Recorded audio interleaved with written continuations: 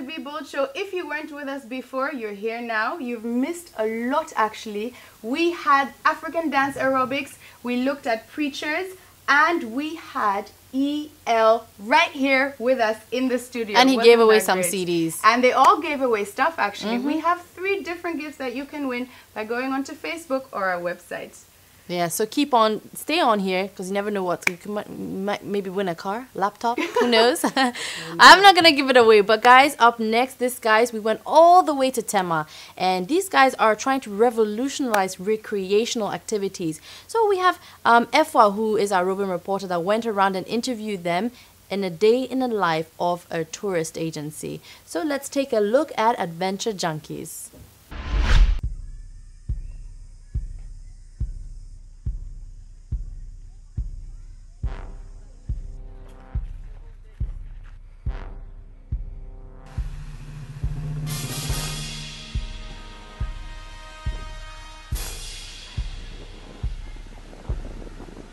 Adventure Junkies is basically into tourism, but we put a twist in there that makes the tourism package a whole lot of fun. And also, we realized there was an empty market about Ghanaians being able to travel to explore the country on their own. So we provide a service where people can actually just jet out on a weekend and go somewhere with us and then be able to tour and explore Ghana, whilst getting to know the country at the same time getting in touch with the countryside. So literally, our goal is to bring tourism literally into mainstream entertainment, as against people always doing the usual show here, nightclub there, 1014 stairs. So you say yours is adventure with a twist. Can you give us some examples? We've had events where people have had the opportunity of climbing Mountain Afajato, and it's a feeling. In one customer's comments, she said she has never experienced so many emotions in one day, in the fact that there was uncertainty in the beginning of not knowing what to expect. Then there was anxiety, because the journey just kept going and on and on and on. Then there was the tiring bit, which was climbing the mountain. Then the more tiring bit, which was climbing and climbing and climbing. Then she hits the top and it's just elation, reaching the top of the mountain. Then after that, we descend the mountain, get through a forest at the late hour of night, and go to a waterfall, which I believe you wouldn't get anywhere. That's just one of 6 that I have to say. But I know of groups or maybe school trips that organize journeys to maybe Mount Afajato. Most of these groups organize these tours but make it a standard package.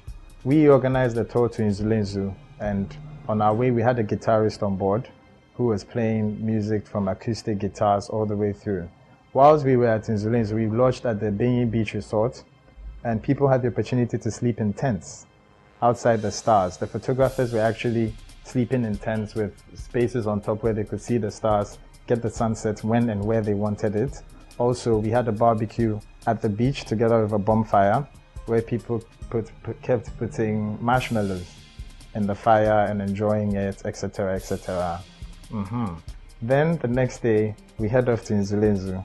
After that long walk, we get into a canoe of about 6 groups, hit the lake. We're actually racing whilst we're on the lake with the people on the boats. Some people are passing cigarettes over boat to boat, come close, it's like it's touching. At the same time, in all this mayhem and fun, there's the strings going on and you can hear the music. Marketing is going quite well. So far, one advantage of marketing has been the name, Adventure Junkies. People hear the name Adventure Junkies and the next thing they want to know is, okay, what's that about? Then they ask, why the name Junkies? You break it down to them and mostly what you hear is, I don't think I'd ever forget you guys. So why the name Junkies then? Okay, tell us about the whole idea behind Adventure Junkies, coming up with the concept. First of all, a junkie is a fiend for something. Okay, so let's say somebody's a Christ junkie, somebody's a cocaine junkie. We used to crave adventure. We had been out on our own on so many tours and so many events that we'll go to festivals, we'll go to tour places. We did a bike ride in the mountains in Ibri. We've always been adventurous, and we believe a junkie is somebody who fiends for something. So an adventure junkie is just a fiend for adventure. even take a seat right. So I'm sitting that down for circle until the break of dawn. So basically, it's through your love of adventure that actually inspired you guys to start this business. Tell us about funding. How do you fund these events? Most of the funding comes from our pockets.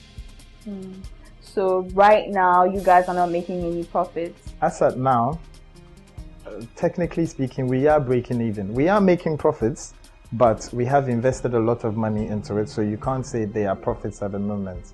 Because we bought tents, we bought a grill, we bought that. I'm not expecting us to make that in a day. So in due time, we will make the money, but yeah, profits are coming in now.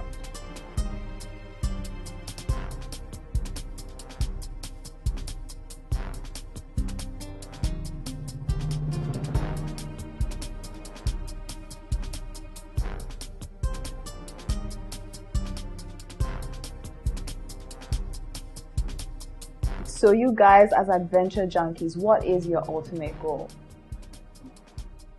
Our ultimate goal is to be that single company that people look up to when they talk about touring, outdoor entertainment, and also just information about the country, literally speaking. And how is tourism doing in Ghana? As from your experience, you've been to so many places. I mean, how is it like for the ordinary person to go to like maybe Inzule Zoo? Like how are we doing as a country? Could it be better? Okay, as a country, it could be a zillion times better.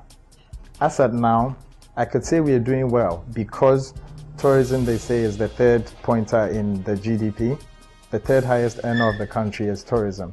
But like anything else in this country, the running of it and the money involved in it just seems to disappear. But tourism itself is actually a very good avenue. Our customer range literally goes from 18 years to the oldest we've had on our trips is 55. On our trips. 18. So we literally cut across all age ranges and demographics. And what are some of the challenges you guys have been through in this business? Information is not readily out there for you to ask and find out. For instance, we went to Mole last weekend, and it's upon arrival that they are letting us know that during the rainy season, you don't really get to see most of the animals from long distances because the trees all have grass and shrubs. But during the dry season, the grass are all dead, the tree leaves are falling, and you can actually spot an animal from miles away. So with that you could have planned your trip With better. that we could have planned our trip better, but there's no information on their website. There's nothing available. You go on internet, you get a number for Mole Hotel, you call for 6 months, nobody is picking up until you find somebody who actually went there and comes back and says, this is the manager's phone number, call him.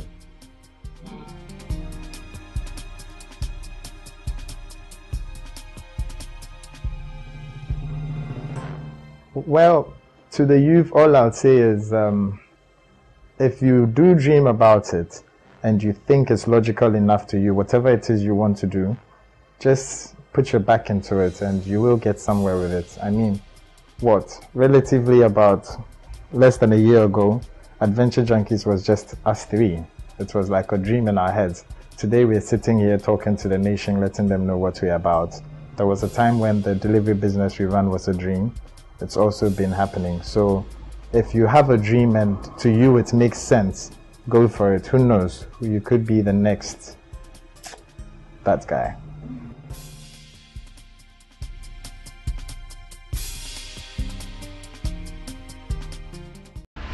Adventure Junkies.